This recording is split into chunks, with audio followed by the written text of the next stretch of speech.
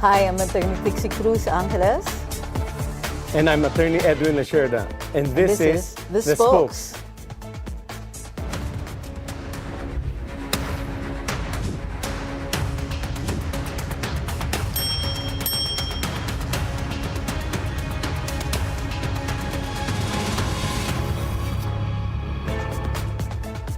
From the palace halls, then our group chats. Today's episode is different. We'll take you to the other side of Malacañang, where Attorney Trixie and I have been residents, having served our Philippine presidents. But before Attorney Edwin and I give you Malacañang Halloween stories, let's first talk about notable personalities whose deaths have shocked the country. Who do you have in mind?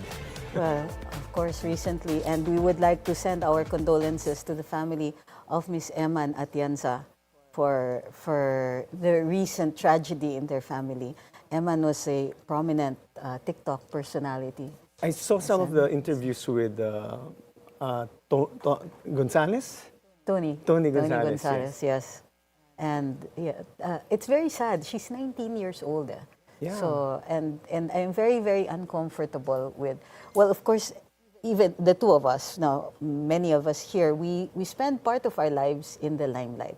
Whether it is social media or mainstream media, we seem to develop with a relationship with our audience, but sometimes the audience also, well, even we do, the invisible line becomes very vague, and some people seem to think that they can make certain remarks that definitely affect our mental health. And it goes both ways. Sometimes the things that we say do affect people, and we might sometimes lose sight of that. I think the younger generation is very good in social media, and you know the funny thing was when I was talking to some of the parents, they're agonizing because their children prefer to be social content creators than accountants or lawyers or engineers. So, and because of that early exposure to social media, they're so used to it that somehow it becomes part of them, apparently social media, obviously social media can be cruel. And I saw the interview with Tony Gonzalez. She seems to be very smart. She is. She so was. It was a shock to me to learn that her life was taken away. Yes, and so I would doubly emphasize that I would like to ask people, now just as a favor, to be gentle with the family. The events like these are very, very difficult for the families, and I think maybe this is the time to reflect on that.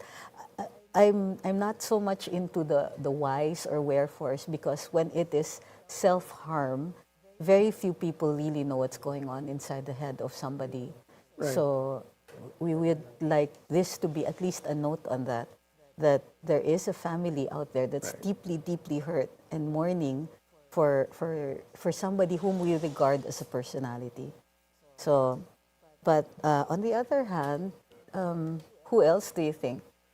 Well, the other thing during our time, or there are two very, very notable deaths. One during the time of GMA was Angie Reyes. Yeah. So Also self-harm. He shot himself, if I recall, Yes, before the puntod ng someone else. His father. Father, yeah. His father. And yeah, that also shook things up because of the events prior to that. He was a resource person at a Senate investigation, and he was subject to grueling questioning, which a lot of people indicate as a possible cause. Again, I would like to emphasize that when it comes to self-harm, we don't really know what goes on inside the head of anybody. So placing the blame on somebody is, I suppose, a way for us to make sense of it. But let's do be careful with that.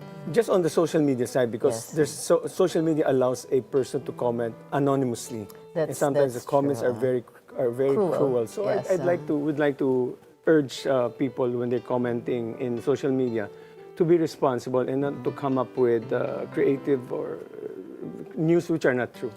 Yeah, So especially when they harm the family. So prayers for General Angela Reyes.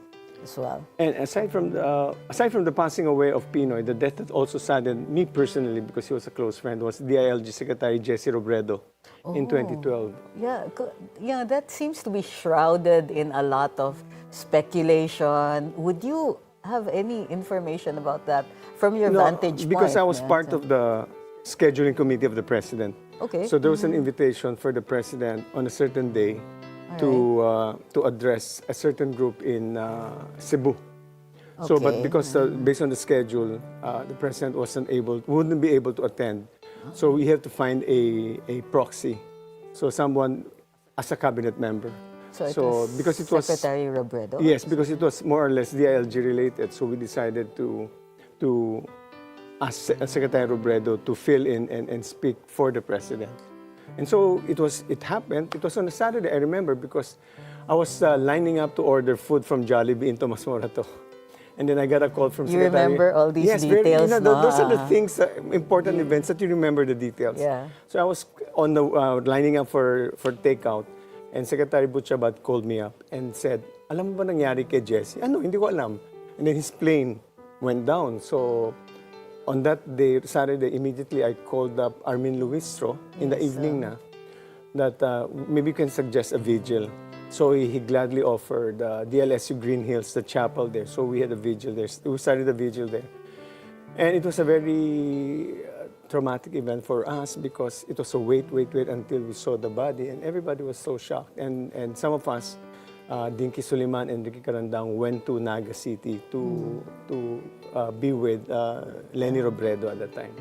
So that was a very shocking incident. It turns out later that when we had an investigation, it turned out that it was more or less, if I recall, pilot error. The CAAP investigated it. Yes. So we were there. And so, in fact, the press con happened in Malacañang Palace. The guy who briefed it told us this is the situation that happened. So it was it was an untimely death. He had so much to offer to the country. So he also, I remember that because I'm the daughter and the mother of pilots. Ah, really? So whenever it is pilot error, we always tend to think that, have you exhausted all the other measures? Because pilot error is the easy fallback.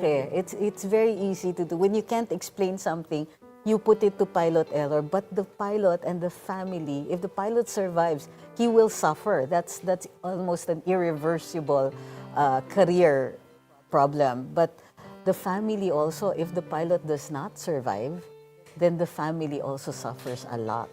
So this gave rise to a lot of speculation. Do you remember the speculation? No, I don't. The speculation was that there was money in the plane, and that the reason Secretary Mar Rojas was so intent on having his own divers. I'm saying these were the rumors. I'm not saying this as a fact. Okay, let's just be clear about that. That Secretary Mar Rojas was supposedly very intent on bringing in his own divers and searching for, well, it was the body that they were searching for, but that there were also other things. It wasn't the divers of Mar Rojas because he was just the head. He was tasked to oversee the whole thing. And so, he was there, yes. And so he was, all the divers were, by the way, volunteers. So some of them were Navy divers, some of them for international friends from divers. So you have what you call a technical diver. You have technical divers at a certain depth. You have to have technical divers there. And those are people who volunteered. And that's not true. There was no money there. So I didn't know about that. No. DIL, he was transport, and also it was part of his jurisdiction. It was a DOTC thing. Yes. So he was Secretary of the Department of Transportation, so he had to be in charge of it. And President Aquino asked him to supervise the whole. He was very close to Jesse because he was Secretary Mar was very close to Jesse Robredo. In fact, they're family friends. In fact, I think he also helped in funding the studies of Jesse in Harvard. So they're very close. So it was very painful for Mar. Mar was really in tears for so many days. I understand it was painful for the cabinet and for the president as well. Yeah. So I hope they find peace beyond the grave. And to their loved ones left behind When we come back, Attorney Trixie and I will share the most hair-raising ghost stories and paranormal happenings in Malacañang, together with historian Xiao Chua, when the spokes return after this short break.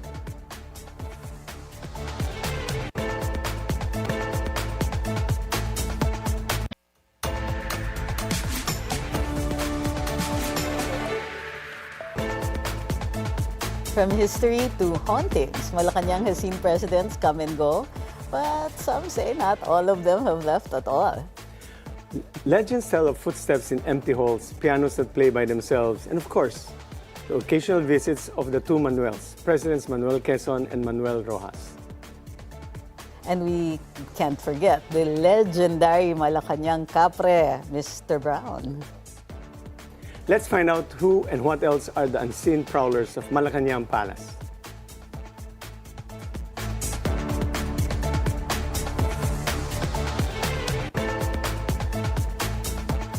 But beyond the spooky stories, these ghosts may also reflect the unfinished chapters of our history and the burdens that come with that power.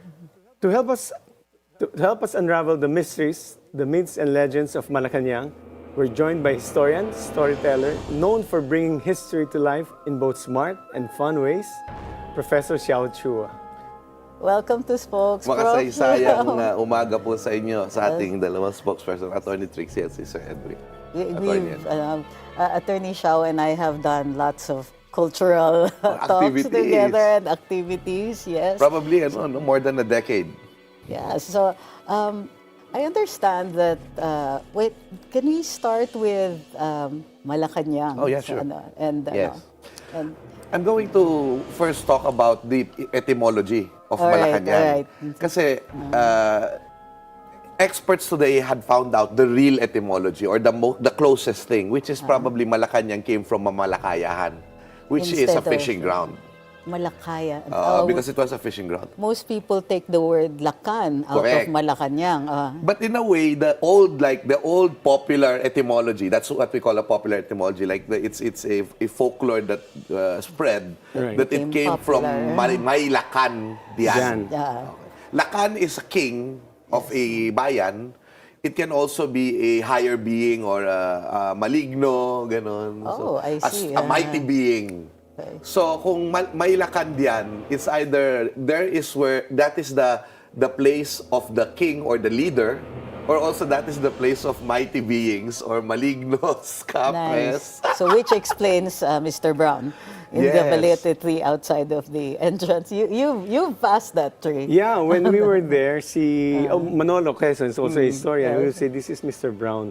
Yes. So we'd always, whenever we exit the door on that side, because there's a side entrance, di ba? Or the main entrance actually. Titingin kami doon sa kapre. Doon sa puno. It draws attention din kasi. Minsan, sa gabi, kasi minsan late kami, talagang minsan, yan na, nandiyan na si Mr. Brown. Alika, takbuhan na. Talagang may ganung klaseng, sense of an unseen being. See, former President Duterte, actually, during my last interview with him, when he was still president, in the last 2 months of his presidency, I did ask about, syempre, I asked about the ghosts in Malacañang. So, he actually started it off with, alam mo, hindi ako naniniwala sa multo eh.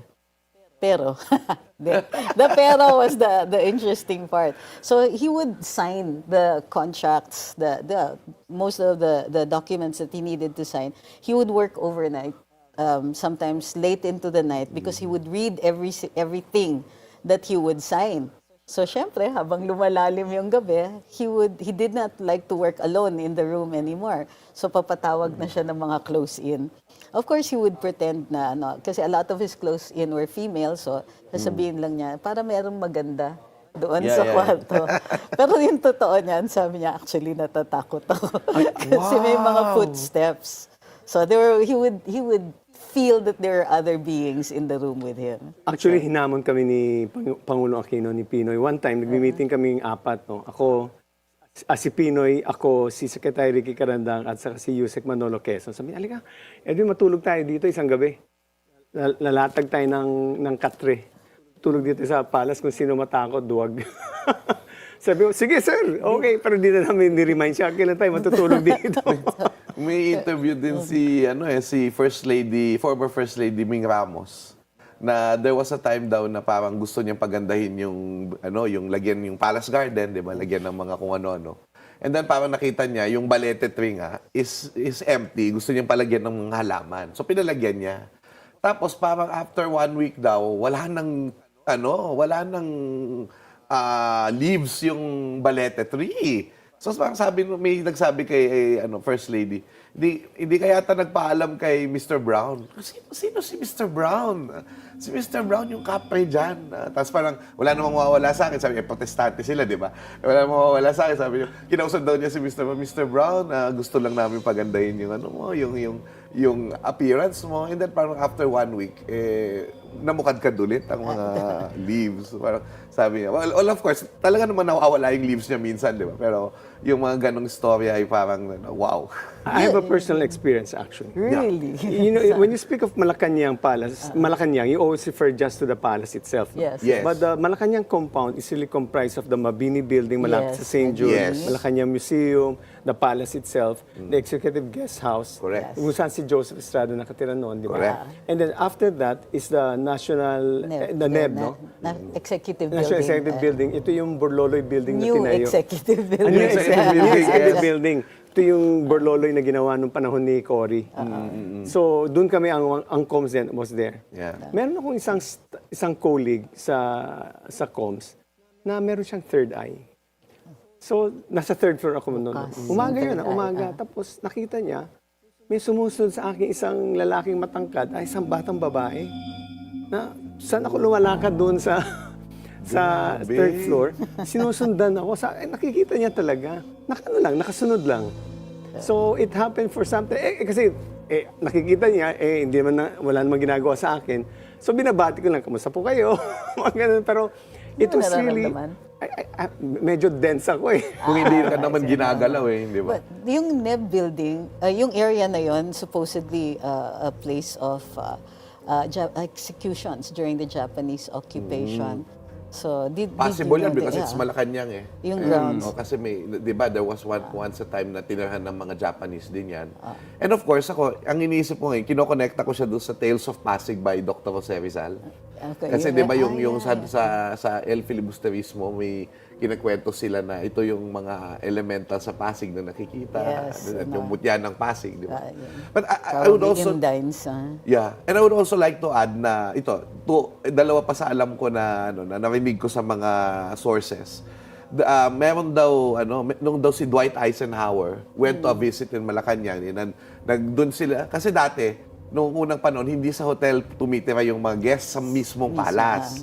So, of course, people always forget na the palace was once a home. It was really an old house, like a bahay na bato na nag-exist pa since the 1820s. Si Rocha ang unang nagtayo niyan So, Don Luis Rocha.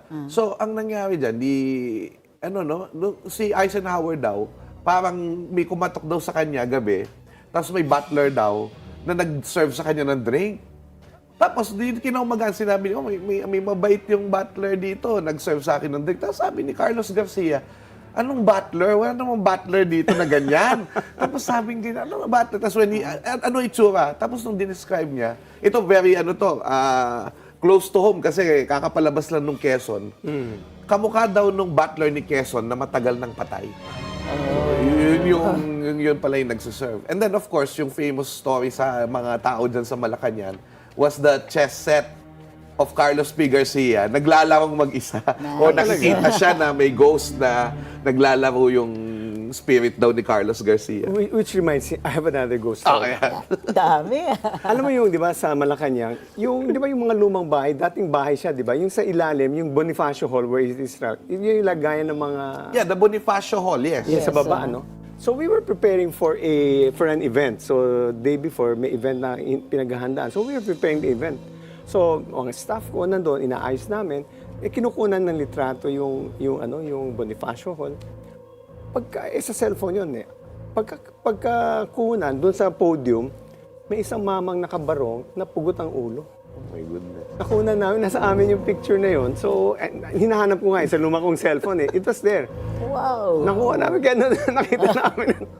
Medyo nagtakbuhan muna ng konti. Pero Bonifacio Hall sa akin, ang mas nakakatakot kasi nasa ilalim at saka medyo iba yung ang aura ng Bonifacio Hall Yan yung under the palace, yung maliit, di ba? Di ba yung ceiling niya mababa? Actually, yung pagpasok mo sa ground floor, kakanan ka, doon, Bonifacio. Yun na ang palasyo, ang office, di ba? Akit ka Correct, na. akit ka. Doon sa baba. Kasi silong talaga yun Silong, yes. Kaya is a term. mababa siya. Correct, silong. Pero nung panahon ni President Marcos, ginagamit siya for state functions. Ngayon kasi hindi na masyado di ba? Yes, hindi siya state functions, pero mga government, mga ministers, pag pumapunta ron, may buong staff meeting doon sa baba. O minsan si Pangulong Aquino ginagamit. I remember Pangulong Duterte used that also Interesting historic halls na. Oo, maraming talaga. naalala lang namin. At so, tuwing nagpupuyat kami sa NEB, talagang Neb Yung neb talaga, no? Neb talaga. talaga. More than the palace. More than the palace. Neb talaga. Pero si Manolo Quezon told us, yung multo ng lolo niya, lumilitaw raw kapag may national crisis.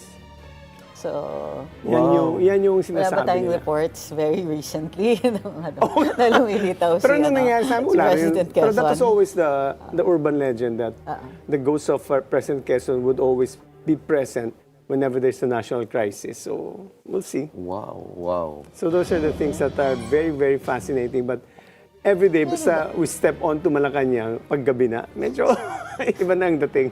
But you talked about former First Lady Ming Ramos trying to appease, talking to Mr. Brown.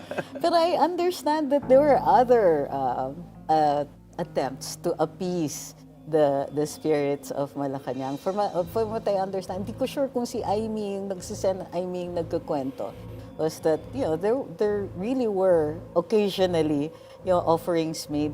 I don't know if you've read the short story by Nick Joaquin of a priest in a new parish, and that there was a tree there that there were offerings being made, and the deity was in the form of a snake. Oh. So parang ganun yung naisip ko. The offerings would usually be a bowl of milk.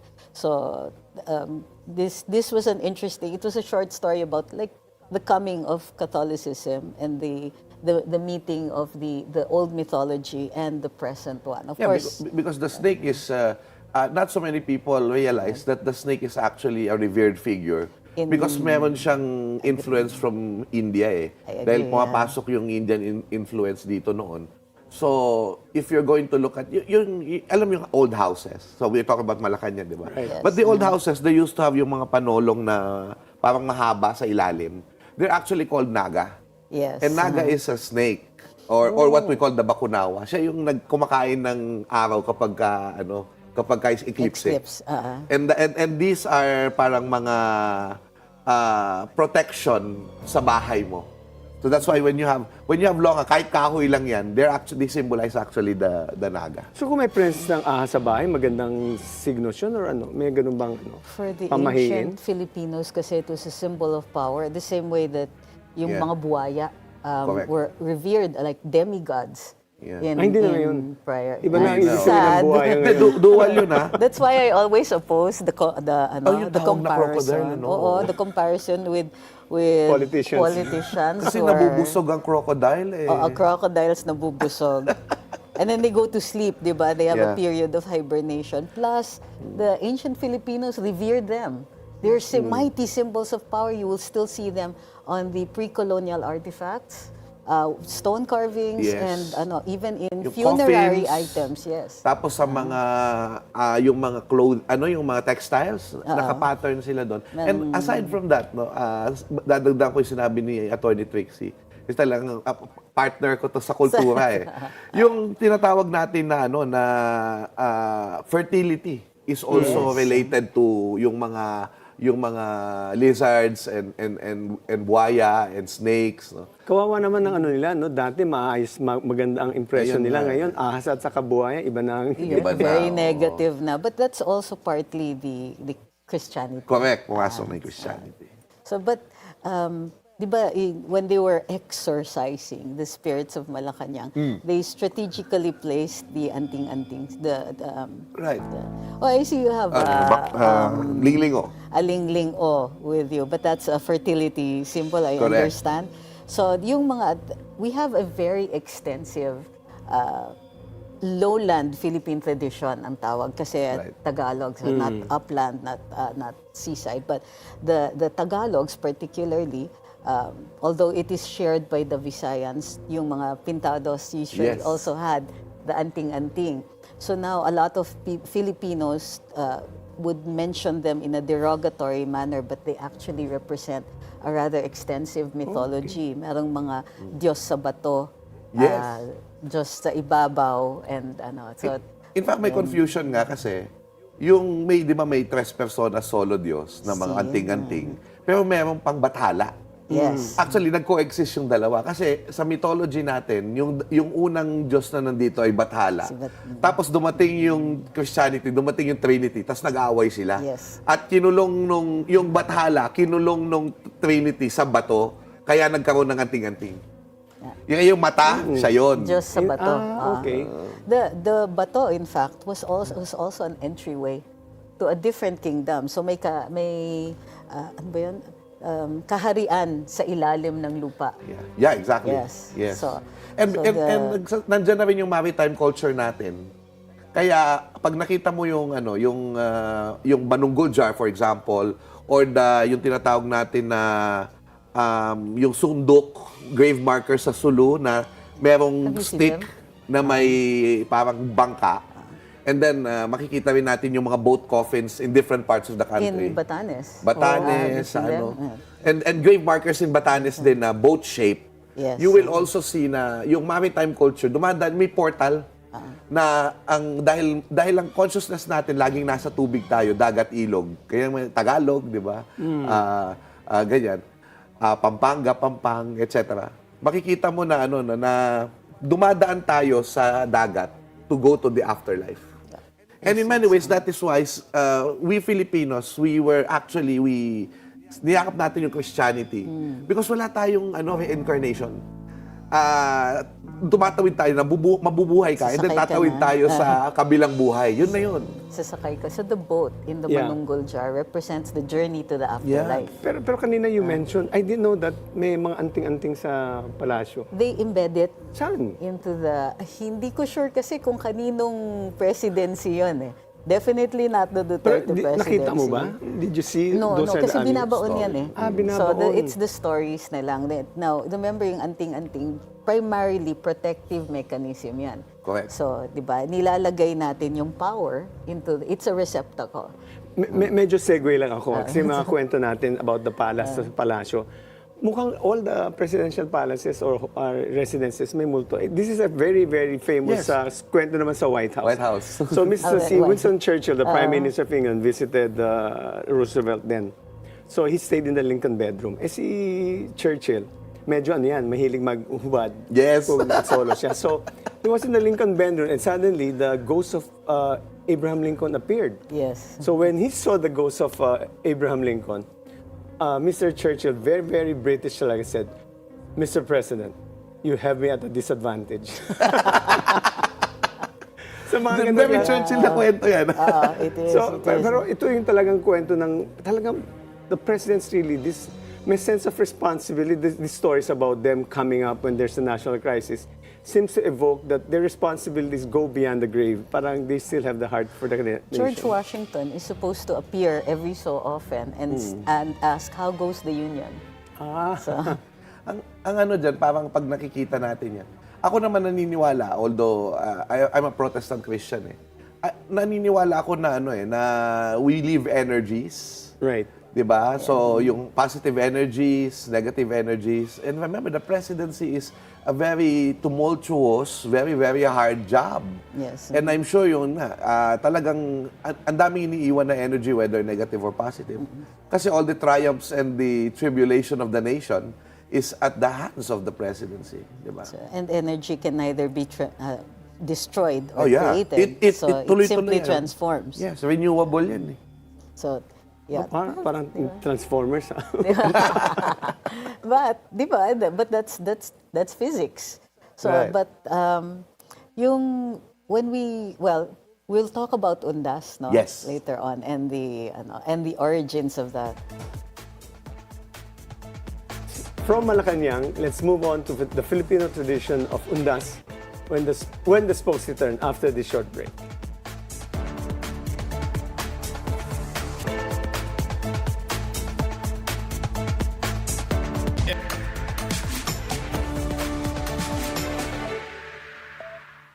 As we light candles and visit cemeteries, these Undas were reminded that remembering the dead is one of the most remarkable traits that Filipinos are known for. Professor Xiao, you've written about how Undas is both spiritual and historical. Yes. Can you tell us how this tradition began and what makes it uniquely Filipino?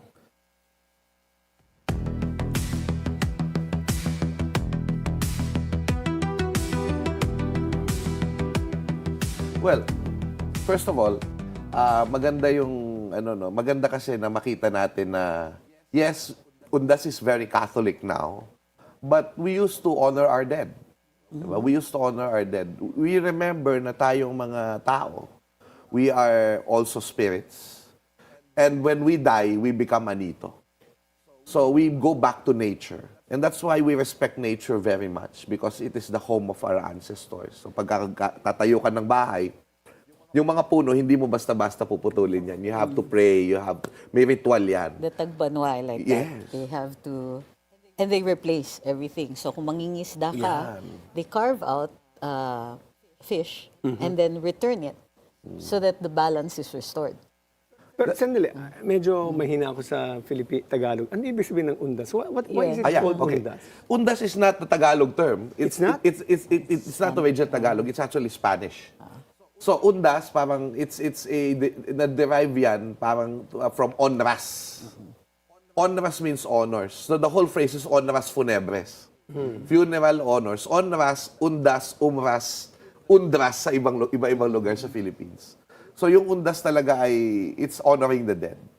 So of course, sa atin kasi November 1 is All Saints Day. Right. Yung November 2 is All Souls Souls Day. Day. But in the Filipinos, we also consider our dead saints. Kasi nga, when we become anito, we can talk to the anitos. Yes. We can communicate with them. So the babaylan can communicate the message of the anito to you, and then you can communicate to the anito. And the anito is present in the living, in the things, sa bagay, items. Kaya anting-anting, yung mga bulol, all of that. Pagka sila'y activated, may anito doon. Pero bakit Energy is November 1 transformed. bakit November 1 naging Undas? Is it a Catholic tradition that we've just adopted? Well, basically, because And prior to that, when do Filipinos honor the dead pre-Hispanic period? Well, as in my understanding, because that we're not so particular with dates before the coming of the Spaniards, di ba? Pero it's constant yung being with the dead. Remember that we bury the dead near our places, Right. or where we consider holy. And then we also, there was a time earlier than that, 500 years before Christ, that the burial jars, the manunggul jar, are in your caves. So parang honoring the dead is very constant to us. And communicating with the dead through the babaylan, through the anitos, was also constant with us. And then when Catholicism came, because very similar, wala tayong reincarnation, we believe in kaluluwa, no? We believe, and the anting-anting, for example, and other things, ang gahum ang tawag dyan sa Bisaya, gahum, there are wood that looks like holy figures na nakalagay. Minsan natural talaga. O kaya yung sa saging, kinukuha nila yung mga mutya doon. Ang nangyayari doon, you want to protect your soul na manatiling matuwid. Because yung matuwid na soul, yung may alignment sa langit yung soul mo, yun yung nagbibigay ng kaginhawaan naman. The life force of ginhawa. Pati pala sa langit, may daang matuwid. May So, nakakatuwa yun kasi kapag naman hindi matuwid yung tao at masama siyang tao, ang tawag sa kanya halangang kaluluwa.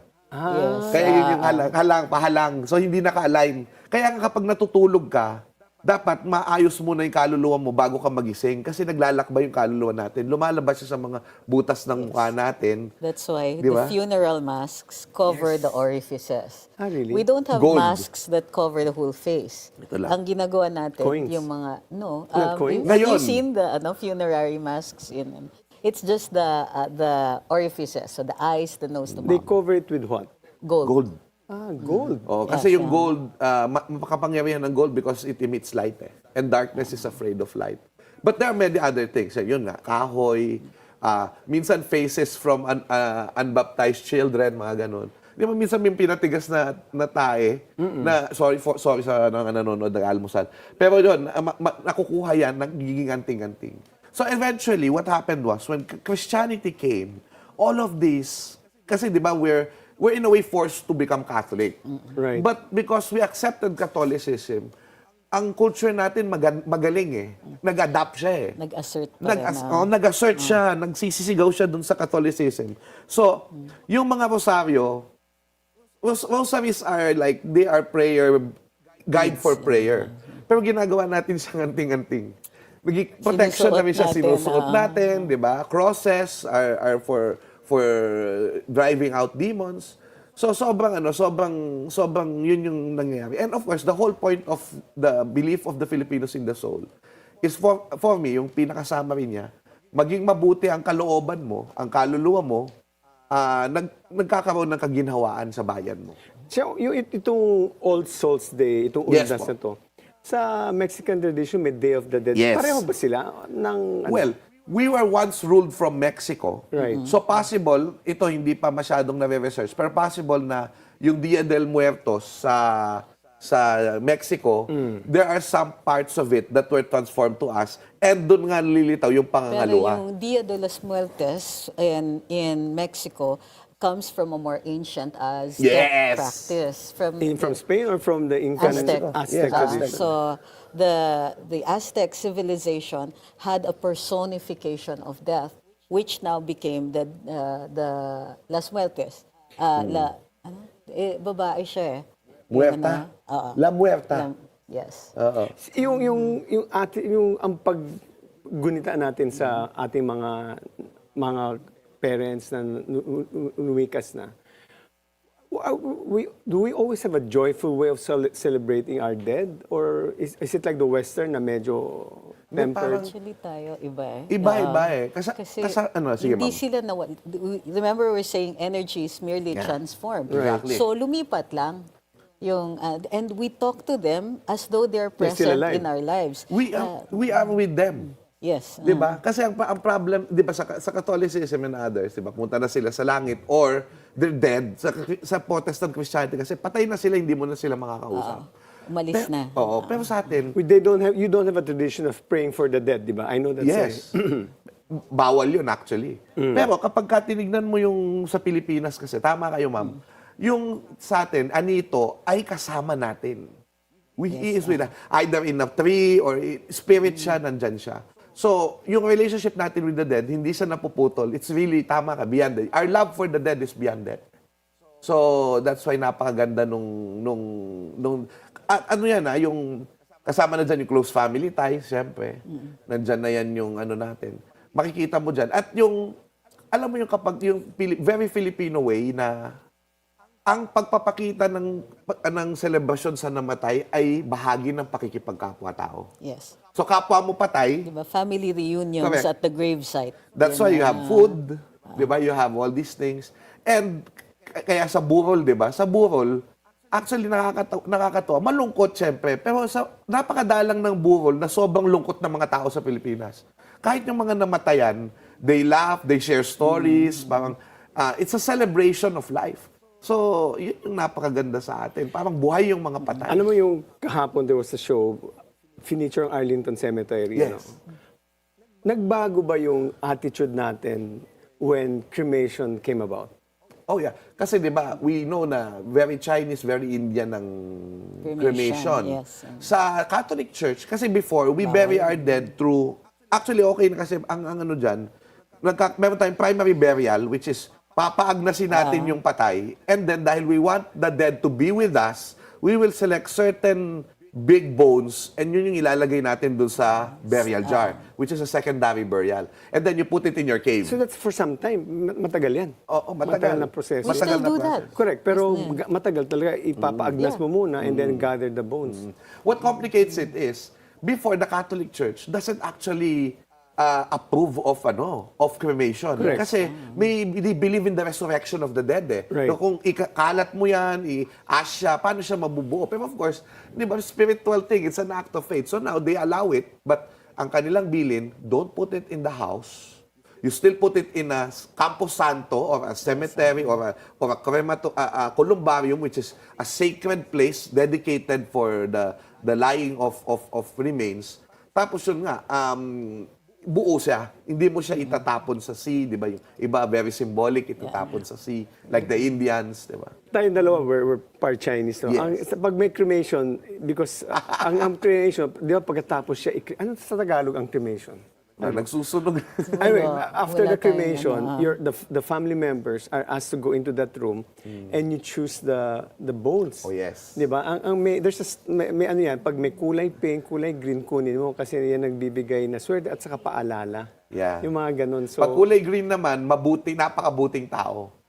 And yung may recent cremation ako na kaibigan na nung na-cremate yung nanay niya, ang daming green bones. Tapos nilagay dito sa kanyang kwintas. Sabi ko, wow, di ba totoo pala yun? Di ba na may green talaga?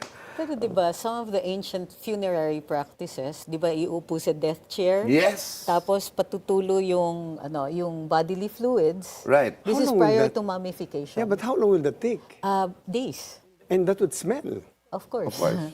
Where do they place that? Pero inuusukan kasi. So, yun yung parang way of preserving the dead. Tapos, ano yung gagawin, di ba? Iinumin. Iinumin. Ng, Or igaganon, ipapahid. The bodily fluid. Yes, yes. Because kanina pa sinasabi ni attorney, yung transfer of power. So when you are dead, you transfer your power by kukunin niya yung mo. And then nagma-manifest din siya sa warfare dahil pinupugutan ng ulo ang mga natalunan. So kapag pinugutan ng ulo, pupunta sa'yo yung power niya. And this is also true na yan din lumipat sa Christianity ng Pilipino because when we go to the Nazareno, we wipe the Nazareno, the power is transferred and there's healing in the there. panyo. Ano pala, no? How does Undas keep historical memory alive? Beautiful question. Okay, when we look, yung cemeteries are not just cemeteries eh. So for example, titignan mo yan, meron kang for example, pag luma yung sementeryo, malalaman mong class. Kasi pagka DOM ang nakalagay, mayaman yan. DOM o kaya DEP. Pag SLN, medyo masa yan. Ano yun? What are those acronyms? So, when yung kapag sinabong DEP, Descansar and Paz, yun yung rest in peace. In Spanish. So, is Espanyol o mayaman. Pag DOM, Latin yun. Deo Optimo Maximo, to the greatest and best God. Hindi siya dirty old man. Okay? Kasi Don't open me. Don't open me. Yung SLN naman, ibig sabihin mahirap yan, sa lagnat na matay. Di joke lang. Sumalangit nawa. Sumalangit nawa. Putik na siya. So, nagtatawa tayo. Pero, yun. So, yung social class, makikita mo. Okay. Tapos minsan, of course, interesting yung mga design. Tapos minsan, sa isang sementeryo, may makikita ka na common dates. So, mga namatay sa bagyo yan. Isang na-wipe out na bayan, ganyan, or what. Epidemics. Diba, For example, cholera was common. yung Undoy, merong mga sementeryo na ang daming namatay ng September 26 of 2009. Ganun. Right. So you will see history from there. Wow, so thank you very much, Professor Chua, for Marami being akong here. natutunan. Ito yung mga acronyms nyo. For making today's episode very special. So this wraps up today's special Undas episode. And this also wraps up the first week of The Spokes. Congratulations, Attorney Trixie. Congratulations. Galing. Don't settle for just one side of the story. Because every story and issue has two perspectives, and the truth may be somewhere in between. I'm Attorney Trixie Cruz-Angeles. I'm Attorney Edwin Lacierda, and this is The Spokes.